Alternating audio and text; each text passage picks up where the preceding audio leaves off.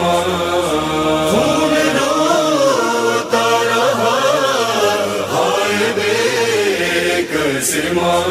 یہ حجاج ابن یوسف مولا چوتھے سرکار حضرت امام زین العابدین علیہ السلام کے زمانے میں گورنر ہیں.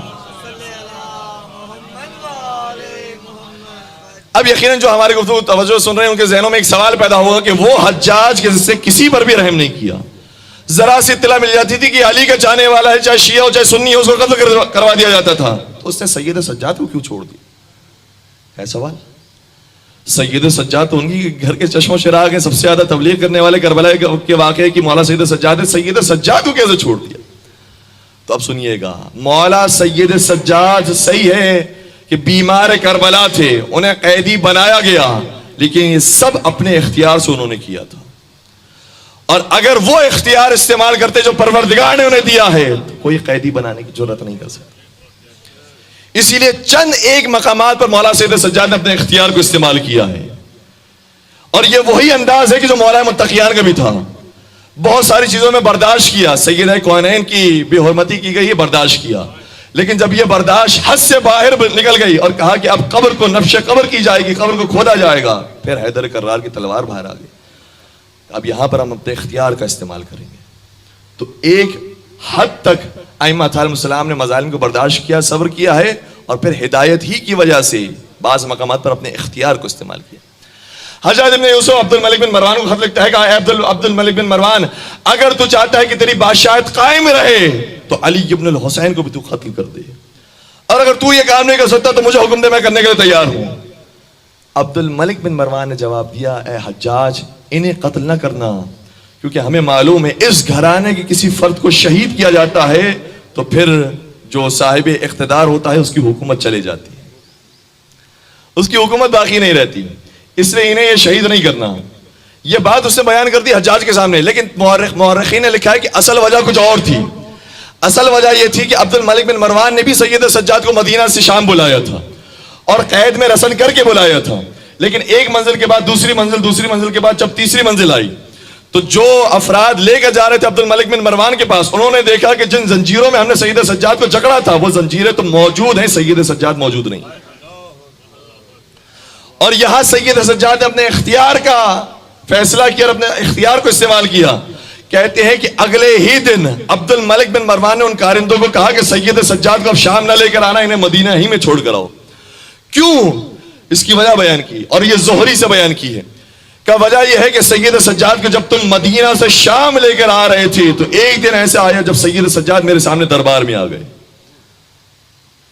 اور جب وہ حیدر کرار کی صورت میں، جعفر طیار کی صورت میں میرے سامنے آئے ہیں تو مجھ پر وہ ہیبت طاری ہوئی کہ میرا لباس گیلا ہو گیا. بس اس سے زیادہ تو میں کچھ بیان نہیں کر سکتا تھا. وہ روب سید سجاد کا مجھ پر طاری ہوا کہ میرا بدن گیلا ہو گیا، اور میں نے کہا کہ اے سید سجاد آپ اتنا جلدی یہاں پر کیسے آ گئے، آپ یہاں پر آ کے تشریف فرما ہوئیے. سید سجاد نے کہا خبردار، اگر تو نے ہم پر مزید ظلم کا آغاز کیا تو یاد رکھ تیری حکم ختم ہو جائے گی، تیری حکومت برباد ہو جائے گی، تو ختم ہو جائے گا، اس لیے آئندہ مجھے مدینہ سے نہ بلانا.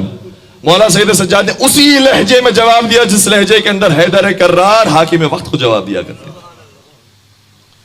جس کی وجہ سے عبد الملک بن مروان کے اوپر یہ رعب طاری ہوا کہ حجاج کو کہہ رہا ہے اے حجاج ان کے اوپر ہاتھ نہ اٹھانا ورنہ ہماری حکومت چلی جائے گی. یہی تو فرق ہے باقیوں میں اور علی والوں میں. کسی نے کہا تھا کہ ہم نے یوں ہی تو مولا نہیں کہا ان کو، علی کو یوں ہی تو مولا نہیں کہا ہم نے، علی کے ٹکڑوں پہ دونوں جہاں پلتے ہیں. علی کو یوں ہی تو مولا نہیں کہا ہم نے، علی کے ٹکڑوں پہ دونوں جہاں پلتے ہیں. علی کے کفش ہی افضل ہے تیری خلافت سے کہ یہ جہاں بھی چلے راہ حق پہ چلتے ہیں.